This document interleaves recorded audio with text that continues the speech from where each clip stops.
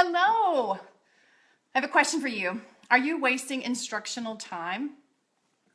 Recently, I was at a conference and I was presenting to over 60 people, and I asked them to rate on a scale of 1 to 5 using their fingers how overwhelmed they felt by what was expected of them in the classroom, and every hand that I could see had a 5 up. People in the audience, classroom teachers just like you, were overwhelmed by how much they had to do, particularly with regard to reading. Hi, I am Dr. Marnie Ginsberg of Reading Simplified, and I'm with my special guest to help me share a solution for the problem of too much to do in your reading instruction. So, let's get started.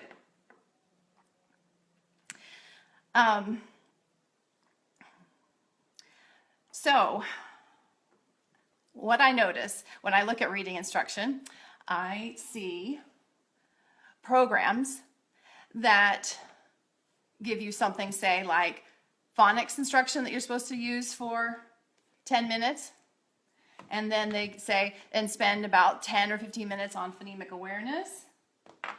Spend 5 minutes on the alphabetic principle. 5 minutes on left to right directionality. They spend 10, 15, 20 minutes on decoding. Wow. And even 10 minutes on, maybe 10, 20, 30 minutes on on decoding. And maybe some more even on spelling. So when you get done, before you've even started reading, the reading programs are recommending to you to spend 45 minutes, 60 minutes, 75 minutes on isolated skills where everything is a separate moment for the reader. And by the time you've done all that, you just don't have much time left to even do real reading in connected text. And so this I find to be really inefficient. And I have an alternative for you. You want to knock those down? So instead of isolating everything and doing it separately, integrate those skills into just a handful of activities, and you'll get a lot more power, a lot more bang for your buck. Bang for your buck. So what I find is not only is integrating these skills simultaneously, just shaving time off. Instead of 50 minutes, you just maybe need 10 or 15 minutes. Not only is it valuable for that reason alone, but there is some synergy that is gained by integrating these skills simultaneously. In other words, the sum is greater than its parts. You get more bang for the buck. What happens to a lot of kids, particularly struggling readers, or those who've been exposed less to reading, is that when they're presented with an activity like letter sound instruction in isolation, they don't know what it really has to do with the talking that they do, the words that they hear, and they don't know really what it has to do with the books that the teacher is reading. They just don't make that connection. Or it could be that when you're doing phonemic awareness orally only, they don't get what that has to do with letters and sounds and words. And so when everything is separated, there's a good chunk of our student population that doesn't make the link about what that has to do with reading. And so it slows their progress down. Have you seen kids just do one thing in a phonemic awareness activity and then not be able to transfer it immediately afterwards to the real context in which you're expecting them to transfer it? This is likely because they just don't understand the connections among the activities. And that's why when we take an activity and integrate phonemic awareness, phonics, decoding, left to right directionality, the alphabetic principle, high frequency sight words, all into one activity that's in the context of real words, it has a lot more power for that struggling reader or a beginning reader. And so you see the student accelerate more rapidly. Plus, you are saving more instructional time for the things that matter, like really getting them rapidly into text instead of just stacking isolated skilled one on top of the other. And say you have older students and you say, well, we don't even have phonemic awareness anymore in our curriculum, and we're not overburdened with all of that string of activities or reading sub-skills that maybe a K through second grade teacher might be expected to do. But you probably are encountering another problem that also is an inefficient use of time. For instance, what is the main way that, say, third, or sometimes even second, third, fourth, and fifth grade kids are evaluated in reading? Well, often it's fluency or comprehension.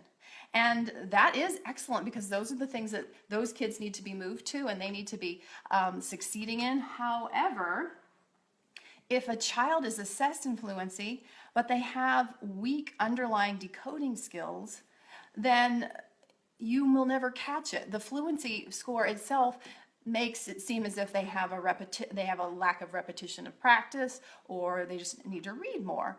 But in actuality, if they have an underlying weakness in their sound symbol processing, their ability to perceive sounds and match it to symbols that they see in text, then what you're spending your time on is really not working. So, if we go back to this idea of integrating, you also want those older kids to check. You want to check for their sound symbol decoding and see if it's good.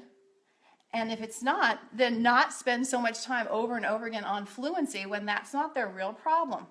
Or over and over again on comprehension strategies when that's not their real problem. These two things, fluency and comprehension for the older kids, are essential and they're very important. However, if you have an underlying weakness that you haven't uncovered, then you're really just banging your head against the wall if you want them to become fluent by rereading something over and over again, and they just don't have the foundation.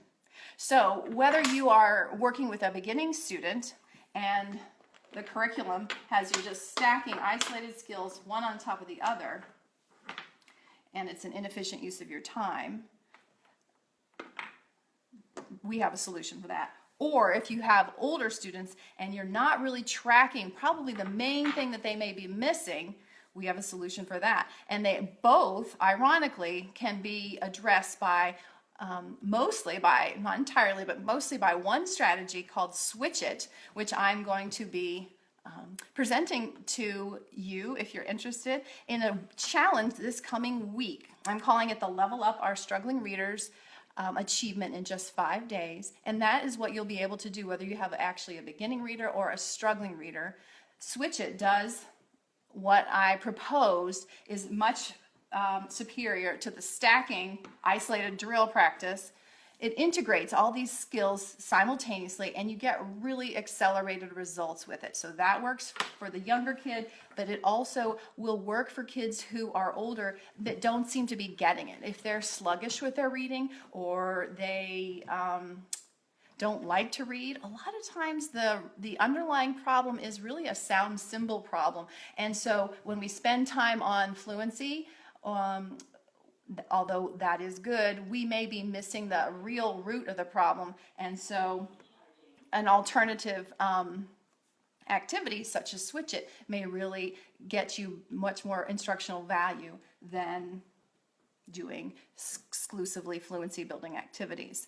So again, I'm Marnie Ginsberg from Reading Simplified, and I do hope that you will consider joining in our challenge starting tomorrow, Monday, November 14th, and it will be live with another student who is actually just learning to read. And I will be doing Switch It, and I will be guiding you through how to do Switch It so that you can track your students' progress and see if what I'm claiming about instructional efficiency and efficacy will really make the difference. So I hope you join us, and I hope you can invite a friend. There will be a link in this video feed post as soon as I'm done where you can sign up, so you will be sure to get the emails, the training, and get reminders about when the live video feeds will be run. And let's see, I'm just glancing my note to see if there's anything else that I should mention. To knock this over. Oh, she wants to knock it over again.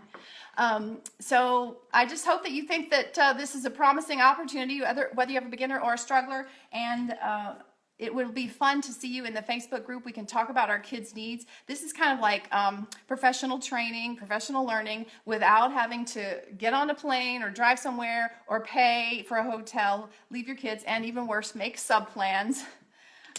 You get to do this little short training in the comfort of your own home, and it will be about your students' needs, because besides the fact that you'll get to see what I'm doing with one of the kids that I'm working with, I will be doing nothing but answering your questions either live or through comments in our private Facebook group. So please be sure to join us, and thanks for watching.